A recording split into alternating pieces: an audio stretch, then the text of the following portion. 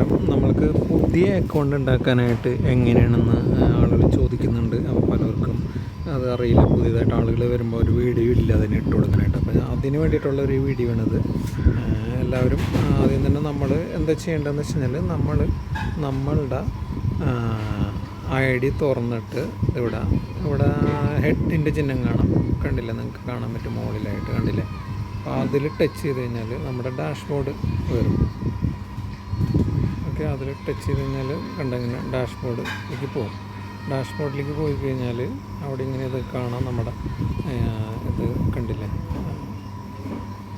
സംഭവങ്ങളൊക്കെ കാണാം.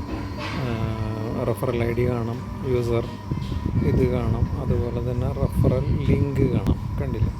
അപ്പോൾ റെഫറൽ ലിങ്ക് നമ്മൾ എന്ത് ചെയ്യണം, അതിൻ്റെ അടിയിലായിട്ട് കണ്ടില്ലേ ഇവിടെ കോപ്പിയുടെ ചിഹ്നമുണ്ട്, നിങ്ങൾക്ക് കാണാൻ പറ്റും, കണ്ടില്ലേ? അപ്പോൾ ഇതിൽ ജസ്റ്റ് ടച്ച് ചെയ്ത് കഴിഞ്ഞാൽ കോപ്പി ചെയ്യും. അതിനുശേഷം ഇതെന്ത് ചെയ്യണം, നമ്മുടെ ഫോണിൽ തന്നെ ചെയ്യണമെന്നുണ്ടെങ്കിൽ ഇവിടെ പോയിട്ട് നമ്മളിത് ലോഗൗട്ട് ചെയ്യുക, അല്ലെങ്കിൽ ഇത് തന്നെ കയറി വരും. അപ്പോൾ അതുകൊണ്ടാണ് നമ്മളത് ലോഗൗട്ട് ചെയ്യുന്നത്. അപ്പോൾ ലോഗൗട്ട് ചെയ്തിട്ട് തന്നെ ചെയ്യണം, അല്ലെങ്കിൽ നമ്മൾക്ക് ഇത് തന്നെ തുറന്നു വരും. എന്നിട്ടത് നേരെ കൊണ്ടുപോകാം, വാട്സപ്പിൽ ഇട്ട് കൊടുക്കാം. വാട്സപ്പിൽ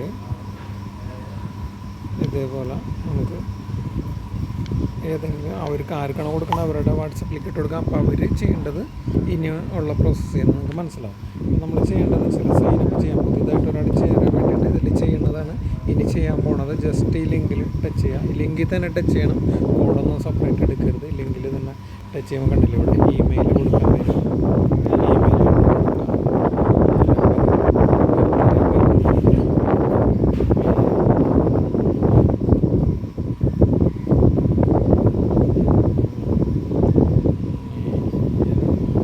ഒരു ഇമെയിൽ ഞാൻ കൊടുത്തു. അത് കഴിഞ്ഞിട്ട് ഒരു പാസ്വേഡ് ചെയ്യുമ്പോൾ എന്താ ചെയ്യേണ്ടത്, ഒരു ചെറിയ അക്ഷരം പിന്നെ ഒരു വലിയ അക്ഷരം, പിന്നെ ഒരു സിമ്പൽ,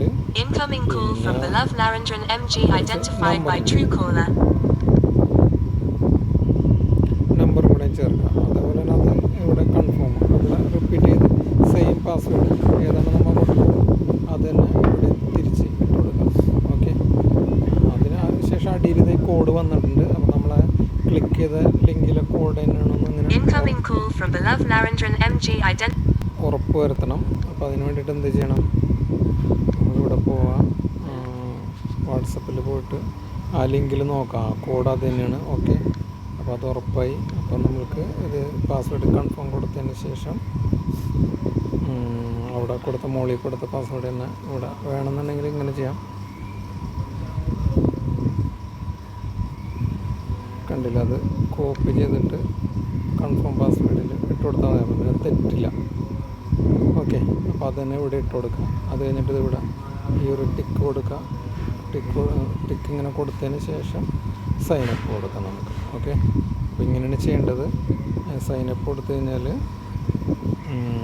ഈ സൈനപ്പിൽ ടച്ച് ചെയ്ത് കഴിഞ്ഞാൽ നമുക്ക് അക്കൗണ്ട് ക്രിയേറ്റ് ആയിട്ട് വരും. അപ്പോൾ അവിടെ ഒരു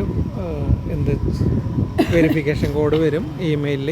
ഏതാണ് ഇമെയിലാണ് നമ്മൾ കൊടുക്കണം അതിനകത്തേക്ക് ഒരു വെരിഫിക്കേഷൻ കോഡ് വരും. അത് ഇട്ടിട്ട് ആദ്യം തന്നെ വെരിഫൈ ചെയ്യുക.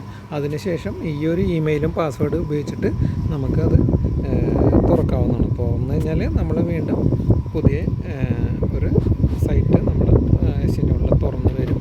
അപ്പോൾ നമ്മുടെ ലോഗിനായി അവിടെ നമ്മൾ ആരുടെ കോഡ് ഉപയോഗിച്ചിട്ടാണ് ചെയ്തത് അവരുടെ പാരൻ്റ് ഇമെയിൽ അവിടെ ഉണ്ടോയെന്ന് നോക്കുക, അത് ചെക്ക് ചെയ്യണം. ഓക്കെ, അത്രയും ചെയ്താൽ മതി, നമ്മുടെ അക്കൗണ്ട് ക്രിയേറ്റ് ആവും.